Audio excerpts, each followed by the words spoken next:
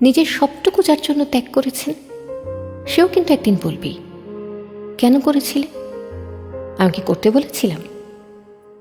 সমস্ত সমস্যায় তার পাশে থাকার পরেও একদিন শুনতে হবে, আমার সমস্যা আমি মিটিয়ে নিতে পারতাম, তুমি না থাকলেও চলতো।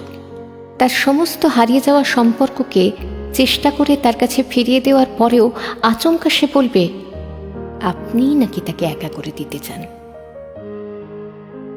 একটা দিন নিজের মতো চাইলেও ব্যস্ততার অজুহাত এসে দাঁড়াবে প্রাচীরের মতো। আসলে অনুভূতিগুলো মরে গেলে রয়ে যায় শুধু যুক্তি আর তর্কের পাহাড়।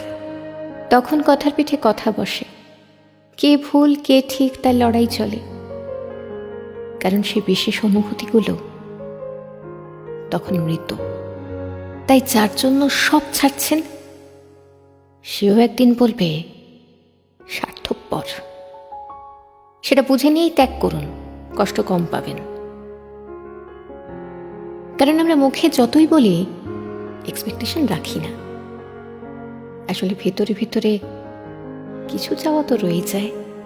একটা একলা সন্ধে, একটা নিশ্চিন্ত বিকেল, হয়তো তখনও চেয়ে যাই মনে মনে।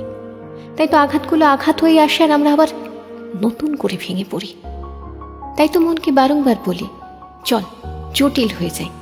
কিন্তু অবাধ্য মন তবুও আশা করতে ছাড়ে না। আশা থাকলে আশা ভঙ্গও থাকবে নিশ্চিত। জীবনটা ঠিক পাহাড়ের বাঁকের মতো, অসম্ভব রহস্যময়। আজ যেটাকে নির্ভেজাল ভালোবাসা বলে মনে হচ্ছে, কাল সেটাকে মনে হয়